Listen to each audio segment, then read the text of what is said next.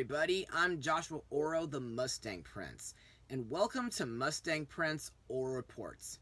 And today, I'd like to take all of you back to another movie that I looked at 5 years ago.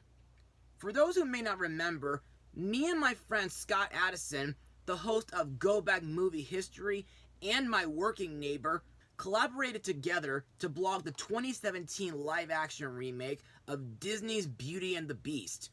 And to this very day, this film is a real masterpiece, no matter how much negativity it receives.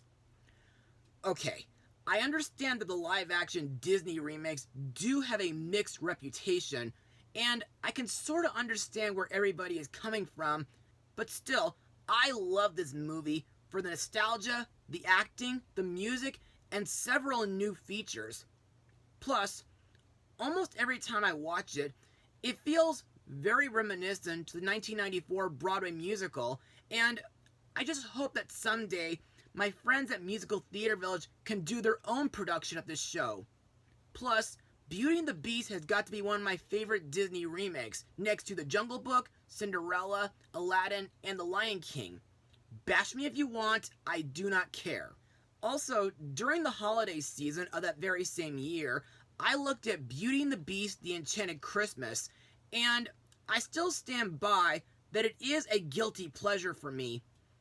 I mainly like the time period where the story takes place, as well as some of the new characters, including the villain, Maestro Forte, played by the great Tim Curry, and most of the songs were pretty decent. And in case you're wondering, I'll never plan to blog Belle's Magical World, due to that film being the very worst movie that the Walt Disney Company has ever given us. Not surprising, since that film, along with The Fox and the Hound 2, made it to my top 13 films that I hate list. However, after my 8th anniversary special, where I blogged the Sophia the First episode, The Amulet and the Anthem, where Belle made a guest appearance, I kind of had the craziest idea that I should give the original 1991 animated classic a full blog on my show. But does it still hold up these days? Well, let's take a look and find out. Released on November 22nd, 1991, the movie is, well, Beauty and the Beast. And now, on for the plot of the movie. The film begins with a young selfish prince named Adam, who is transformed into a hideous beast by an enchantress who saw no love in his arrogant heart for others. The only way his curse can be broken is if he can learn to love and earn love in return before the last petal falls from his enchanted rose, which would bloom until his 21st birthday. 10 years later, his chance shows itself when a young maiden named Belle offers to take her father's place as his prisoner. With help from the castle's enchanted staff, Belle learns to appreciate her captor and immediately fall in love with him. Meanwhile, back at the village, an unscrupulous hunter named Gaston has his own plans for Belle and will stop at nothing to make her his wife. So, what are my thoughts on the movie? Well, ever since my early childhood, I felt that this is one of the most classical animated films from the Disney Renaissance. And to further explain why I love this movie, let's move on to Mustang Notes. Like with Frozen and The Little Mermaid, Walt Disney first attempted to adapt Beauty and the Beast into an animated feature during the 1930s and the 1950s, but was sadly unsuccessful. Following the success of The Little Mermaid back in 1989, Walt Disney Pictures decided to adapt the fairy tale, which Richard Purdom originally conceived as a non-musical period drama. After seeing a test reel, Disney chairman Jeffrey Katzenberg scrapped Purdom's idea and ordered that the film be a musical similar to The Little Mermaid instead. The directors for the film were Gary Trousdale and Kirk Wise, whom afterwards both directed The Hunchback of Notre Dame and Atlantis: The Lost Empire. And for their directorial debut, Gary and Kirk did a remarkable job with Beauty and the Beast. And I also like that they were creative consultants on the 2017 live-action film. The film was produced by Don Hahn, the director of the 2009 documentary Waking Sleeping Beauty, and the screenplay was written by Linda Wolverton, who'd later do the screenplay for The Lion King, along with the live-action Alice and Maleficent movies. Also, in 2002, the film was chosen for preservation by the United States National Film Registry by the Library of Congress as being culturally, historically, or ethically significant. Now, to be perfectly honest, folks, I didn't actually see Beauty and the Beast when it was released in theaters back in 1991, due to the fact that I was still a 1-year-old infant at the time. Nor did I see the 2002 IMAX Special Edition. But I did see the movie in 3D back in 2012, and believe you me, that was a really wonderful experience for me, and I'm really happy that I got to share that experience with my grandmother and my goddaughter Elizabeth. Now, what are my thoughts on the animation? Well, to this very day, I think the hand-drawn animation is absolutely amazing and flawless. Not only do the characters look great, but I also think the locations are great too. For example, the opening prologue is very mysterious and haunting, especially with how it's done with stained glass windows. The French village where Belle lives seems like a quiet and simple little town, and I find it pretty interesting that it was inspired by Alsace, France. I hope I'm pronouncing that right. The Black Forest looks very foreboding, especially during the scenes where Maurice and later Belle are attacked by a pack of wolves. As for the Beast Castle, well, it seems pretty gloomy at times, but at the same time, it's also very mysterious and enchanting. Not to mention the fact that this castle received a spot on my top 10 Kingdom Hearts worlds. The songs for the movie were put together by the legendary Alan Menken and the late Howard Ashman, who previously were responsible for the songs from Little Shop of Horrors and The Little Mermaid. And to me, like the latter, the songs they made for Beauty and the Beast are some of the greatest Disney songs ever made. Also, I'll never forget seeing Alan Menken in concert at the Segerstrom back in 2016, and I'm deeply excited for his upcoming collaboration with Lin-Manuel Miranda in the upcoming Little Mermaid remake next year. Also to note, it is very heartbreaking that this was the last movie that Howard Ashman ever did songs for due to his death from HIV at the age of 40. Anyway, let's talk about a few of the movie's song numbers. First we have Belle's song, which is sung during the beginning of the movie. To me, this is one of my favorite songs due to it being in the style of a large-scale operetta-style musical number, and I think it does great at introducing the audience to the film's book-loving heroine, Belle, a non-conforming young woman who has grown very weary of the provincial village life that she is being forced to live, as well as introducing us to Gaston, who desires her hand in marriage. Also, later in the film, the song gets a reprise where Belle mentions how she wants to give up her village life and that she'll never accept Gaston's hand in marriage. Next we have Gaston's song, which is sung by LeFou, Gaston, and the villagers in order to cheer up Gaston after Belle rejected his marriage proposal. In my opinion, while this is a great song, I don't exactly love it per se, due to the song praising Gaston on how perfect he is.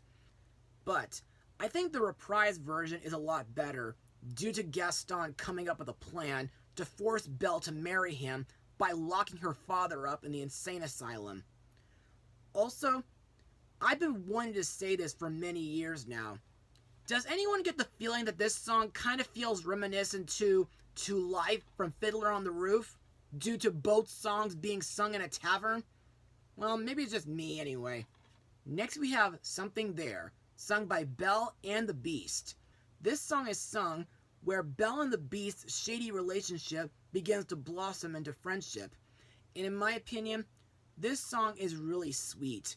and it really makes me smile seeing Belle and the Beast getting to know each other while feeding birds, playing in the snow, and reading a book together. Next we come to the special edition song, Human Again, sung by Lumiere, Cogsworth, Mrs. Potts, and the other castle servants. For those who may not know, this song debuted as part of the Beauty and the Beast Broadway stage musical, and it shows the enchanted objects cleaning the castle in preparations for the iconic ballroom scene where they all assume that Belle and the Beast will confess their love for each other. To me, while it's not as necessary compared to the other songs, I like how it progresses the story with the servants looking forward to when the spell is broken. Also, I like the part where Belle and the Beast are seen reading Romeo and Juliet, which is the very scene that Belle showed Princess Sophia when she needed help to cure her croaking curse. And now we come to the title/romantic song of the film, Beauty and the Beast, sung by Mrs. Potts. What I love about this song is how it describes the relationship between the film's two main characters, and that it specifically addresses how it has managed to transform them, allowing their friendship and later love to grow. Plus, I think the dance that Belle and Beast share together is really beautiful. And I think it's very interesting that the entire ballroom was done entirely with CG, which makes the whole song sequence feel like a live action scene, only animated. Plus, not only does the song get a beautiful reprise at the film's ending, but it's also sung by Celine Dion and Peabo Bryson during the end credits. Also to note, Beauty and the Beast won an Academy Award for Best Original Song. Also, I like that it plays in both Kingdom Hearts 2 and Kingdom Hearts Melody of Memory. Finally, we come to the real villain song of the film, the mob song. After Gaston finds out about the Beast and Belle having romantic feelings for him, Gaston rallies the villagers by playing on their fears so that he can murder his rival and have Belle for himself. In my opinion, this song is very epic, dark, and theatrical, and it has the feel of a battle cry. Plus, I like the part where the enchanted servants have a verse while defending the castle. Also, according to Don Hahn, the song's creation was largely influenced by Howard Ashman's final days in his struggle against HIV/AIDS. Okay, I guess I can see where he was coming from. I mean, diseases can be more beastly than the Beast himself. Anyway, now that we got Mustang notes, animation, and songs out of the way, let's move on to the characters and the voice actors who brought him to life. Let's begin with Belle, voiced by Disney legend Paige O'Hara, who had a cameo in Disney's Enchanted. And I hear that Paige is forwarding her BFF Jodie Benson's upcoming book, Part of My World, which should be in my mailbox this coming September. Now, Belle is a proud, free-spirited young lady who loves to read books. And while living her village life, Belle yearns for a life of adventure, which kind of makes the other villagers label her as an outcast. However, to me, next to Ariel and Elsa, Belle is one of my favorite Disney princesses, and I deeply support her love for reading. Plus, Belle's favorite book genres are fantasies and adventures. Plus, I think she really looks beautiful in that gorgeous golden ball gown.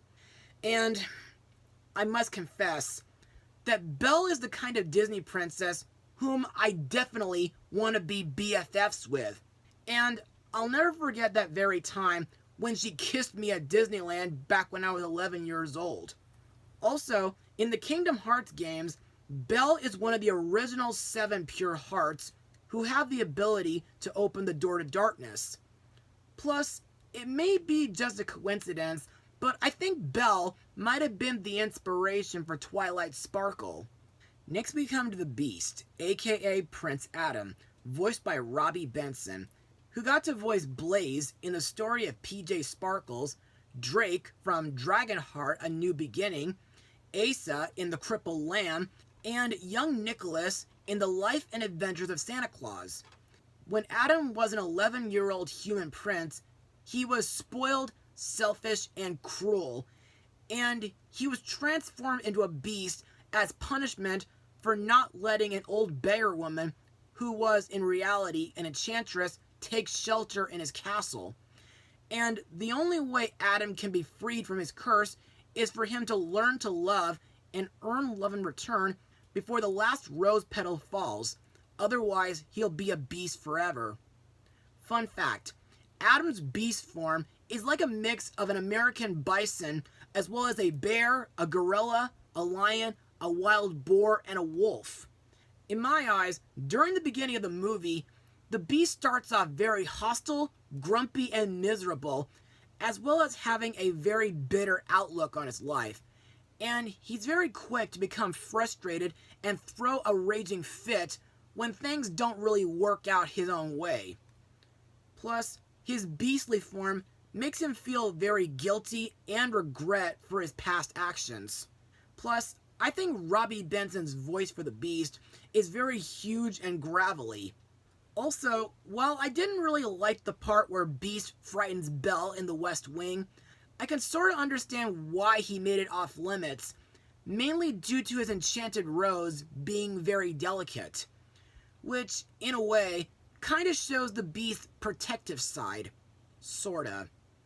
But when Belle helps nurse him back to health after he rescued her from the wolves, Adam starts to gain a change of heart, and he slowly falls in love with her. Also, I like the scene where the Beast gives Belle her own bedroom, the part where he shows her the library, and the scene where he lets Belle rescue her father. Also, the part where Beast fights Gaston really shows his badassery. Speaking of which, I think the Beast has got to be one of the toughest and strongest allies that has ever accompanied Sora in the Kingdom Hearts games. And to this very day, I still can't believe that he actually helps the young Keyblade Master fight two powerful nobodies and the most evil villain in the history of Disney, who just happens to be my childhood nightmare, by the way. Our next character is Belle's father, Maurice, voiced by the late Rex Everhart. Maurice is an unconventional yet humble inventor who hopes to someday create an invention capable of reforming the life of his family for the better, and he's regularly hard at work in his basement/workshop on various contraptions. Though they're usually at first met with failure, his dream, along with Belle's support, motivates him to push forward each time. Also, I agree with Belle that Maurice is not a lunatic, though I can sort of see why the villagers see him as one.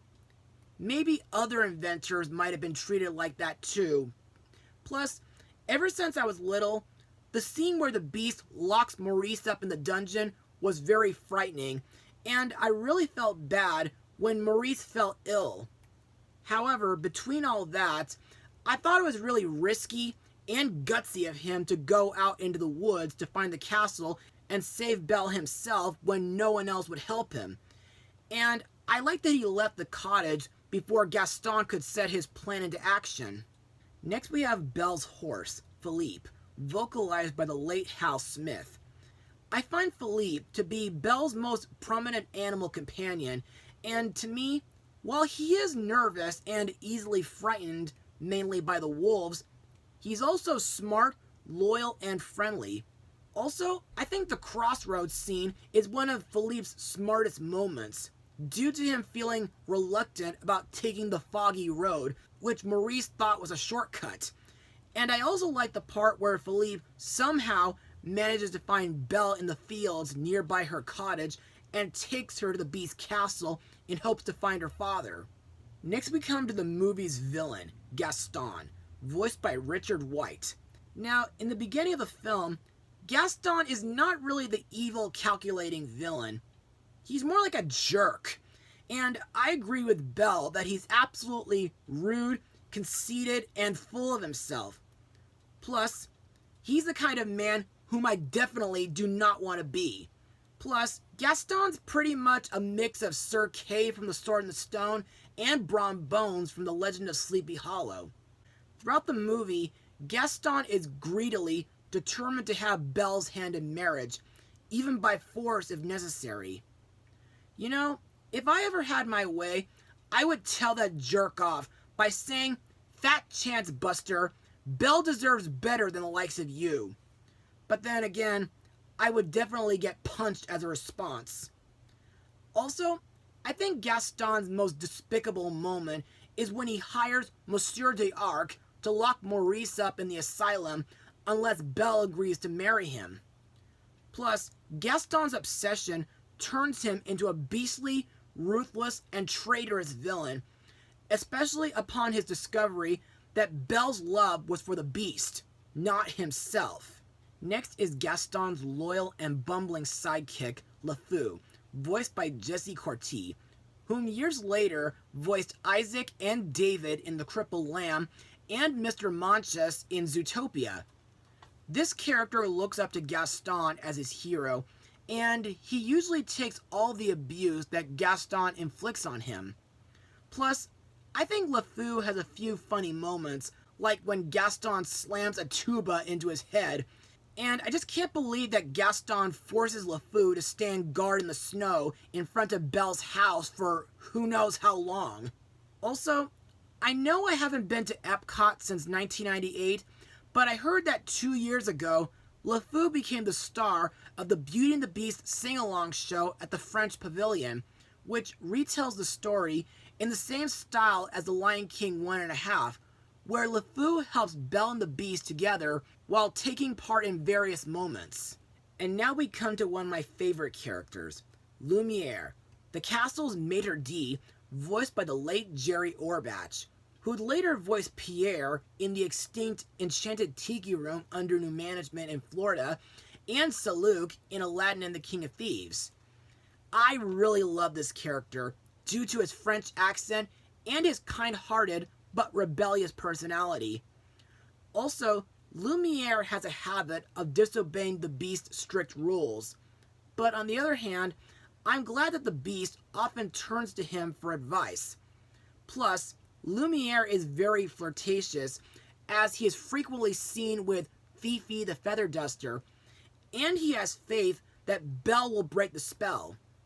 Plus, there's a running gag where Lumiere constantly burns Cogsworth, mainly due to their rivalry. Also to note, Lumiere's song, Be Our Guest, is one of the most famous songs in the entire movie, due to it being an up-tempo Broadway and cabaret-styled song. And I like that he, along with the rest of the castle servants, sing it as a way to make Belle feel welcome. Next we come to the castle's major domo, Cogsworth, voiced by the late David Ogden Stiers, whom I talked about in my blogs of Iron Will, Pocahontas, The Hunchback of Notre Dame, Lilo and Stitch, Hoodwinked, and Spirited Away. Cogsworth is the most powerful figure in the castle and one of the Beast's most trusted confidants. Despite his position, Cogsworth is not the most respected member of the household, and he's often the butt of their jokes, mainly those of Lumiere. To me, Cogsworth can be pretty bossy and controlling. However, I kind of like that he values his own intelligence, and he likes to boast about how knowledgeable he is when given the chance, like during the scene where he gives Belle a tour of the castle. Next we have Mrs. Potts, voiced by the legendary Angela Lansbury, whom was Mommy Fortuna from The Last Unicorn, Miss Price in Bedknobs and Broomsticks, the Dowager Empress Marie in Don Bluth's Anastasia, as well as being in other films like Fantasia 2000, Illumination's The Grinch, Mary Poppins Returns, and Nanny McPhee. Mrs. Potts serves as the head housekeeper, and she's the mother of several teacup children. To me, Mrs. Potts is another memorable character due to her gentle and nurturing personality. However, there are times where she can be pretty stern and no-nonsense. Also, she acts as the voice of reason amongst her colleagues. Plus, I like that Mrs. Potts serves as a mother figure to Belle while living at the Beast Castle. Next is her son, Chip, voiced by a young Bradley Pierce, whom I remember from Jumanji, Return to Neverland, The Little Mermaid TV series, The Borrowers, and Sonic SatAM. Chip is another one of my favorite characters. I find him to be a very cute, cheerful, adventurous, and curious 7-year-old teacup. He hasn't aged well under the enchantress's curse, by the way. Also, I like that Chip considers Belle as like a big sister and a best friend. And I also think that Chip can be very mischievous, smart, brave, and heroic, like when he stows away with Belle and when he uses one of Maurice's inventions to save Belle and her father from the basement. The last character to talk about is Madame Amour, the wardrobe, voiced by Joanne Worley, who voiced Miss Mabels in a Goofy movie, and believe it or not, I got to see her play as Madame Morrible in the Broadway musical Wicked back in 2008. Anyway, she's the castle's lady-in-waiting, and to me, she's a jovial and gregarious character. Plus, I like that she speaks in a sweet tone, and I like that she tries to find the upside to every situation. Plus, I like that she helps provide pretty outfits for Belle during her stay at the castle.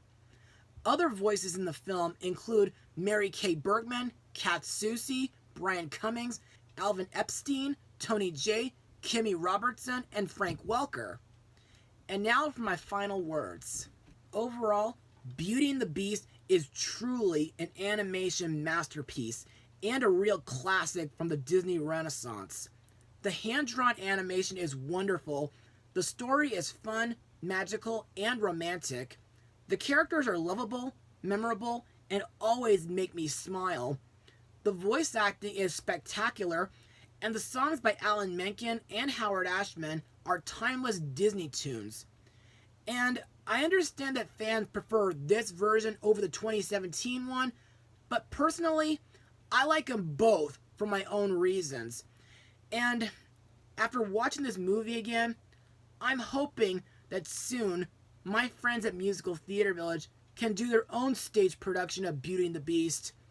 And while I shouldn't really get my hopes up, I hope to someday find someone very special to share a relationship with. Anyway, I give this movie the highest rating of 100%. Well, that's all for now. Be sure to join me on Father's Day for a film where the sky really falls. Mustang Power.